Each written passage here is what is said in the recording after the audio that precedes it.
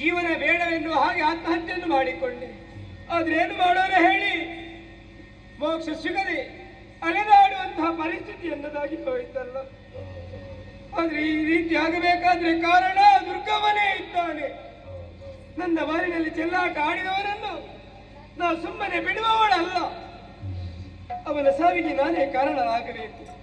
ಆದ್ರೆ ಏನು ಮಾಡೋಣ, ಪ್ರೇತಾತ್ಮವಾಗಿ ಎಳೆದಾಡುವಂತಹ ಪರಿಸ್ಥಿತಿ ಒದಗಿದ್ದಲ್ಲ. ನನಗಿದರಿಂದ ಮುಕ್ತಿ ಯಾವಾಗ ಎನ್ನುವ ಹಾಗೆ ಹಾತೊರೆಯುತ್ತಾ ಇದ್ದೇನೆ. ಅಲೆದಾಡುತ್ತಾ ಅಲೆದಾಡುತ್ತಾ ಬಹುದೂರ ಸಾಗಿದವಳಿದ್ದೇನೆ. ಆದ್ರೆ ಇದರಿಂದ ನನಗೆ ಮುಕ್ತಿಯನ್ನು ಕೊಡಿಸುವವರು ಯಾರಿದ್ದಾರೆ ಅನ್ನುವಂತೆ ಅರಸುತ್ತಾ ಬಂದವಳು ತಿಲಕ ಮನೆದೆಡೆಗೆನ್ನುವುದು ಸತ್ಯವಾಯಿತು. ಹಾಗಿದ್ರೆ ಇಲ್ಲಿ ಯಾರಾದ್ರೂ ಒಬ್ಬರು ನನಗೆ ಮೋಕ್ಷವನ್ನು ಕಳಿಸುವವರು ಇದ್ದಾರೆ ಎನ್ನುವಂತಹ ಭರವಸೆ ಆಗುತ್ತಾ ಇದೆ. ಸಾಗುತ್ತೇನೆ, ನೋಡೋಣ. ಹತ್ತ ಕಡೆ ಗಮಿಸ್ತೇನೆ.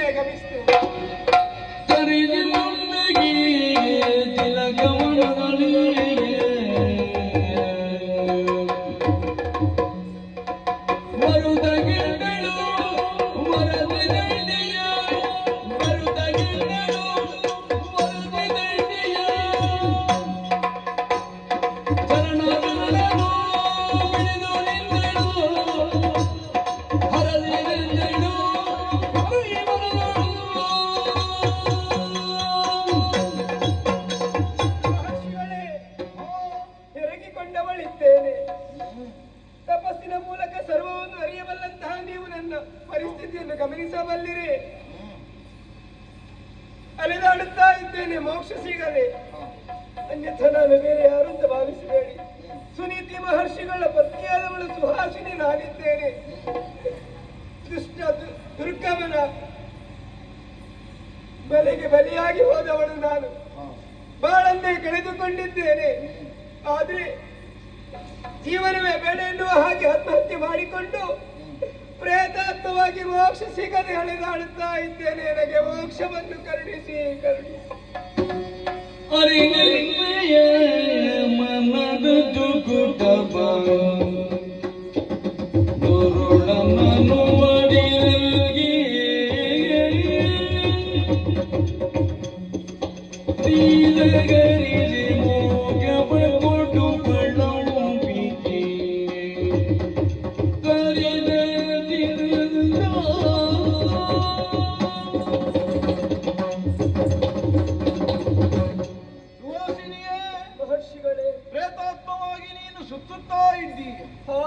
ನಿನಗೆ ಸದ್ಗತಿಯನ್ನು ಒದಗಿಸುವವಳು ಅಂಬಿಕೆಯೇ ಹೌದೇ.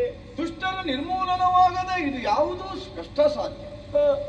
ದುರ್ಗಮನು ಅಂತರಾಳದಲ್ಲಿರುವಂತಹ ಪರಶುವಿನ ಪ್ರಭಾವದಿಂದಲೇ ಈ ರೀತಿಯಾಗಿ ಮೆರೆಯುತ್ತಾ ಇದ್ದಾರೆ. ಸಶರೀರಗಳನ್ನು ಹೊಂದಿದಂತಹ ನಾವುಗಳು ಅದನ್ನು ವಶಪಡಿಸುವುದಕ್ಕೆ ಕಷ್ಟ ಸಾಧ್ಯ. ಯಾರಿಗೂ ಕಾಣದೆ ತಿರುಗಾಡುತ್ತಿರುವವಳು ನೀನಾದ್ದರಿಂದ ಅವನ ಅಂತಃಪುರದ ಅಂತರದಲ್ಲಿರುವಂತಹ ದೇವ ಮಂದಿರದಲ್ಲಿ ಇರುವ ಆ ಪರಶುವನ್ನು ತಂದು ದುರುಳನ ವಧೆ ಕಾರ್ಯಕ್ಕೆ ನೀನು ಸಹಕರಿಸು. ಅವನ ವಧೆಯ ನಂತರದಲ್ಲಿ ಅಂಬಿಕೆಯೇ ನಿನಗೆ ಮೋಕ್ಷವನ್ನು ಒದಗಿಸುತ್ತಾಳೆ. ಅದಕ್ಕಾಗಿ ಚೇತನವು ನಿನಗೆ ಒದಗುವುದಕ್ಕಾಗಿ ಇದೋ ಮಂತ್ರೋದಕವನ್ನು ನಿಮ್ಮ ಮಾತಿನಂತೆ ಆ ಕಡೆಗೆ ಸಾಕ್ತಿ. ಹೋಗಿ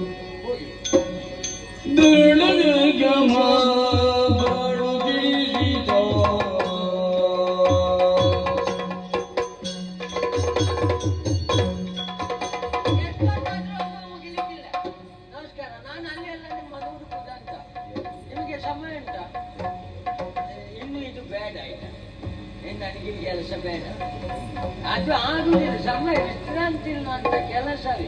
ನಿಮಗೊಂದು ಸಮಯ ಒಂದು ರಜೆಗೆ ಜನ ಬೇಕಿತ್ತು, ಬರ್ತೀರಾ?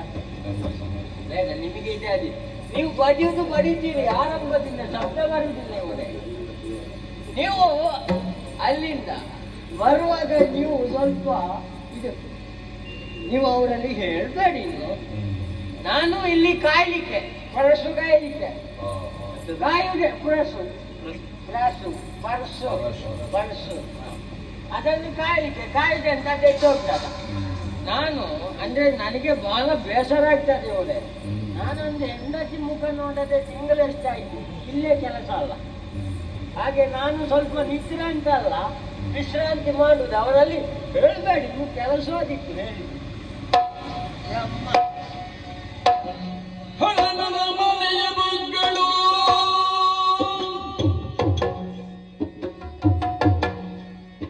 ಹಳನನ ಮನೆಯ ಮಗಳು ಹರುಳರು ಗಿಲಗಿಲನೆ ದಾನಗಳು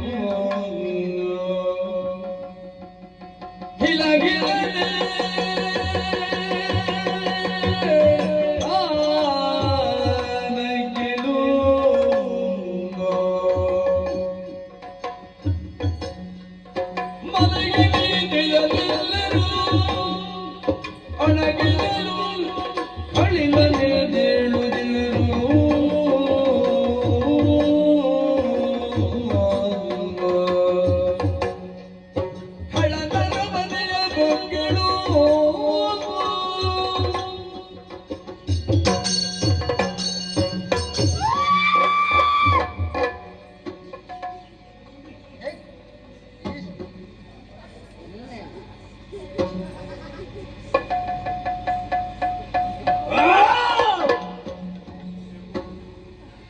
ಮನೆಯಲ್ಲಿ ಮಲಗಿದ್ರೆ ಸೊಳ್ಳೆ ಉಪದ್ರ, ಇಲ್ಲಿ ಮಲಗಿದ್ರೆ ಸೊಳ್ಳೆ ಅದು ಉಪದ್ರ.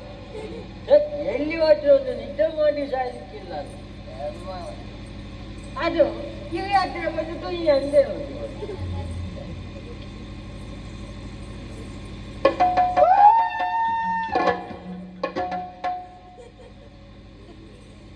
ನಿಮಗೇನಾದ್ರೂ ಕೇಳಿದ್ದ?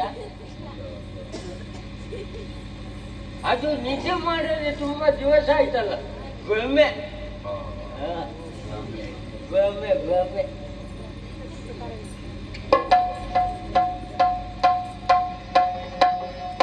ಪೂಜಾ ಮಂದಿರ ಬಗು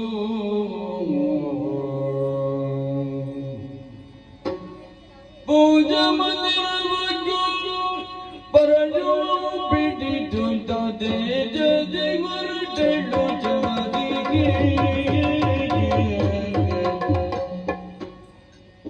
ಮೂಲೆಯ ಮೇಲೆ ಕಾರ್ಯಕ್ಕೆ